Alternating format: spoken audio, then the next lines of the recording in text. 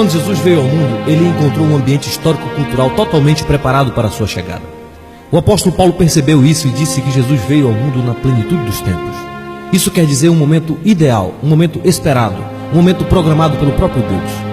Deus preparou pelo menos 3 civilizações para a chegada do Messias: os gregos, os romanos e os judeus.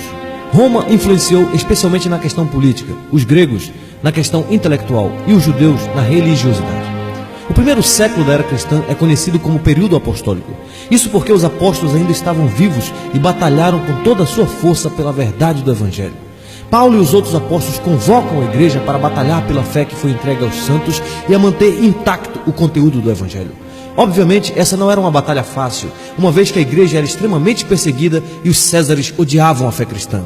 Nero, por exemplo, incendiou Roma e colocou a culpa nos cristãos. Em consequência disso, os cristãos foram perseguidos e mortos nas arenas. Por outro lado, as perseguições produziram uma igreja purificada, tanto na vida como na doutrina.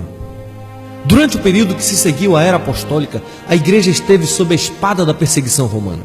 Um nobre exército de mártires partiu para a eternidade sob os rigores da espada, das feras e das ardentes fogueiras. Somente os que realmente eram convertidos se dispunham a pagar tamanho preço pela verdade do Evangelho. Mas mesmo assim, em meio a tantas perseguições, os cristãos aumentaram em número e alcançaram quase metade do Império Romano.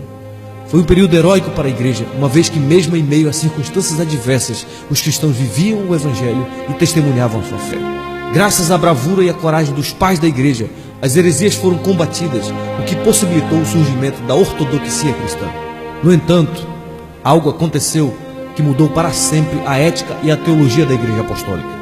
No início do 4º século, o imperador Constantino se declarou cristão e em 313 promulgou o Édito de Milão.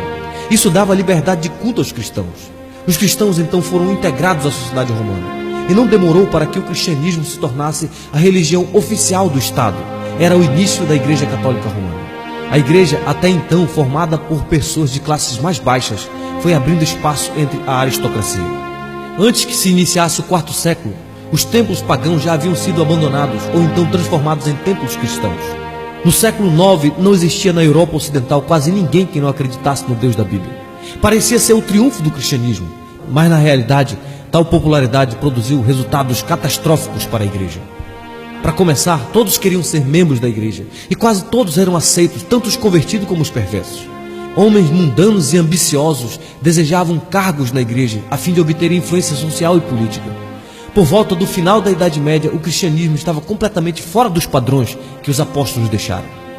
Mesmo dentro do clero, a condição moral era uma realidade alarmante. Embriaguez e adultério eram os menores vícios de uma liderança que havia apodrecido quase por completo. Mesmo os que se separaram do mundo em busca de uma espiritualidade sadia foram contaminados. A Trindade Santíssima não era mais o único objeto de culto. Maria e outros santos passaram a ocupar lugar de adoração no culto de Deus. As peregrinações em lugares sagrados conferiam graça aos fiéis. A missa tomou o lugar da ceia do Senhor. O cristianismo, assim como o paganismo, era simplesmente uma religião do medo e do pânico. Neste período de total abuso papal e de corrupção geral da igreja, Deus começou a levantar alguns movimentos de reforma.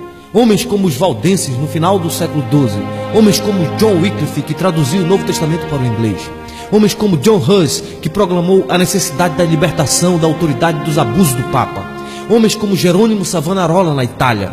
Esses homens começaram a gritar contra os abusos da igreja e a clamar em defesa da verdade apostólica. Mas o mundo não estava preparado para recebê-los, de modo que foram reprimidos com sangrentas perseguições.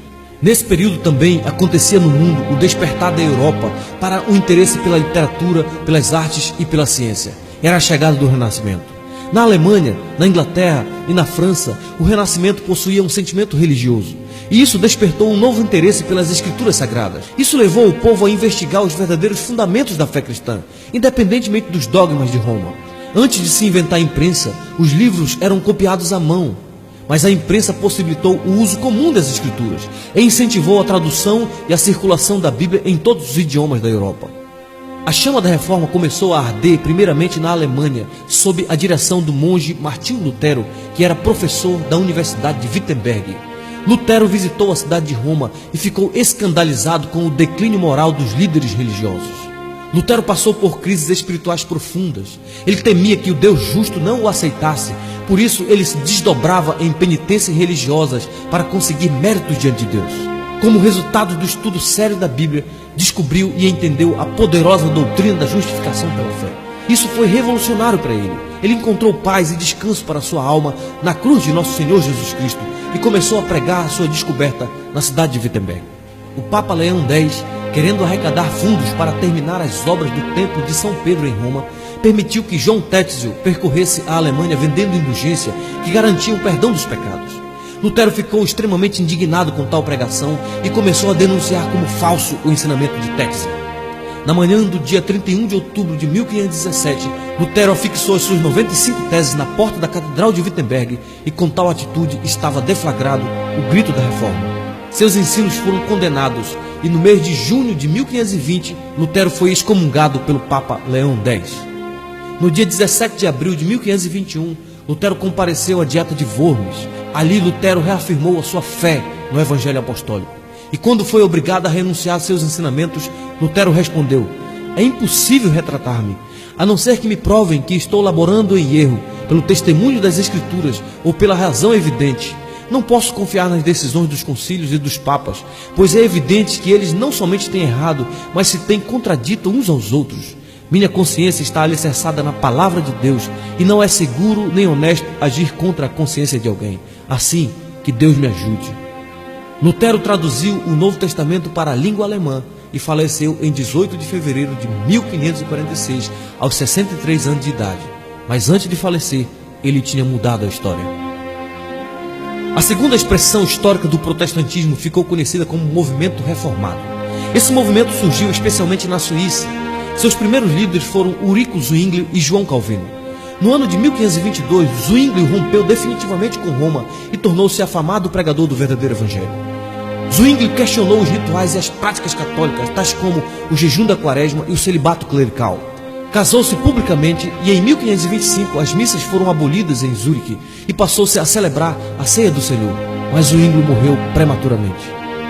Mas apesar da morte precoce de Zwingli, o movimento reformado continuou sua marcha com o jovem João Calvino. Calvino era francês e converteu-se provavelmente em 1533 e já em 1536 publicou a sua obra mais importante, Instituição da Religião Cristã, ou As Institutas de Calvino.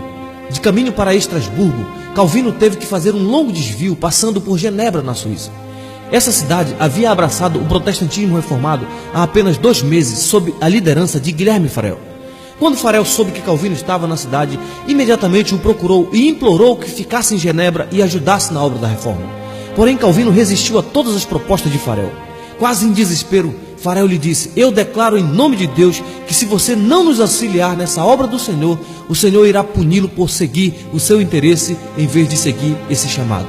Calvino ficou extremamente comovido com a ameaça do juízo de Deus e, em obediência ao Senhor, concordou em trabalhar com Farel na difícil tarefa de reformar a cidade de Genebra. Por suas fortes convicções, Calvino se recusou a dar a ceia aos libertinos e, devido a estes e outros conflitos com os magistrados de Genebra, eles foram expulsos da cidade em 1538.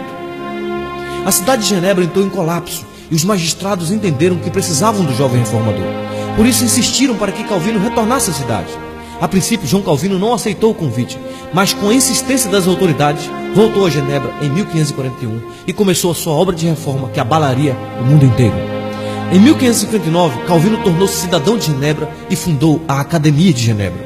Seu grande sonho era transformar Genebra numa cidade cristã modelo.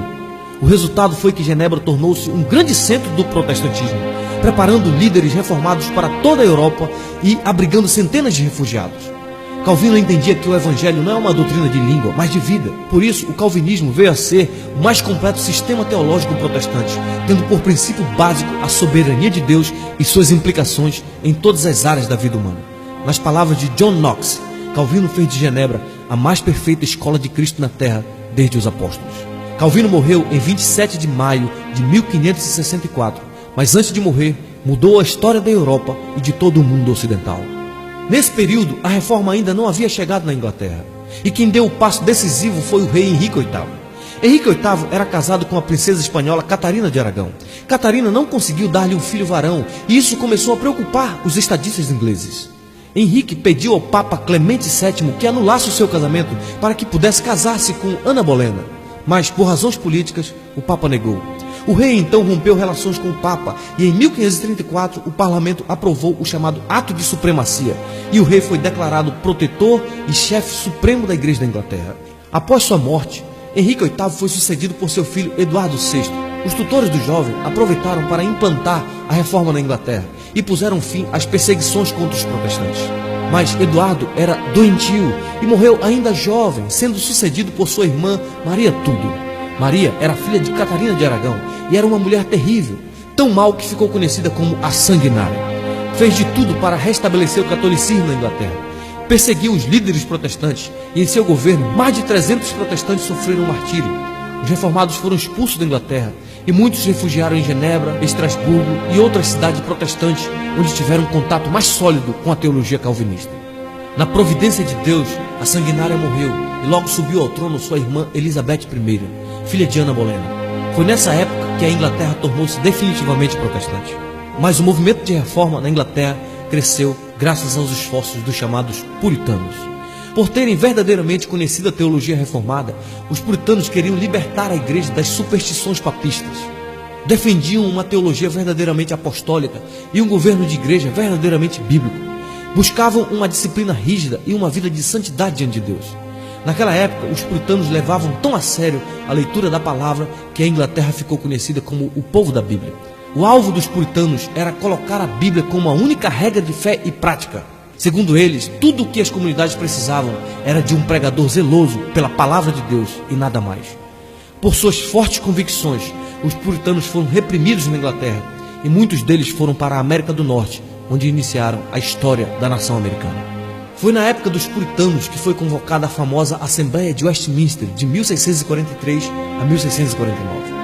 Essa célebre Assembleia elaborou uma série de documentos calvinistas para a Igreja da Inglaterra. Dentre esses documentos temos a Confissão de Fé de Westminster, o Diretório de Culto, o Catecismo Maior e o Breve Catecismo de Westminster. Igrejas reformadas do mundo inteiro, inclusive a Igreja Presbiteriana do Brasil, até hoje adotam esses documentos como expressão da sua fé. No início do século XVII, surgiu uma forte controvérsia por causa dos discípulos de um homem chamado Tiago Armínio, que afirmava que o homem pode cooperar com Deus na obra da salvação. Para resolver essa controvérsia, convocou-se então o Sínodo de Dort, na Holanda, que rejeitou as ideias de Armínio e afirmou os chamados 5 pontos do calvinismo, que são eles: total depravação, incondicional eleição, limitada expiação, graça irresistível e perseverança dos santos. Aquilo que os nossos pais pregaram e viveram estava alicerçado em alguns fundamentos. O primeiro fundamento era a absoluta autoridade e suficiência das Sagradas Escrituras. A Bíblia é a palavra de Deus, a única regra de fé e prática, e não temos necessidade de outros meios de revelação, pois ela é perfeita em todos os seus aspectos.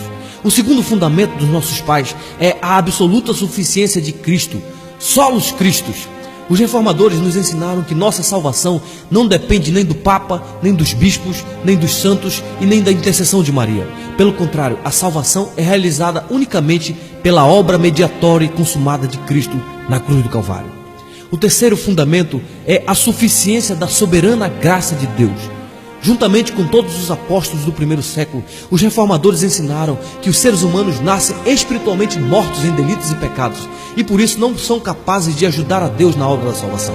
O quarto fundamento é a justificação unicamente pela fé na cruz de Cristo. Seguindo o rastro dos apóstolos, os reformadores sustentaram que a justificação é mediante a fé. Lutero dizia que este é o artigo pelo qual a igreja fica de pé ou cai.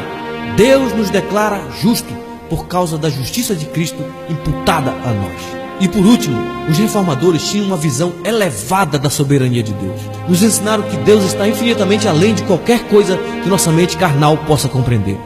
O principal lema dos reformadores era só lhe deu glória. Somente a Deus a glória.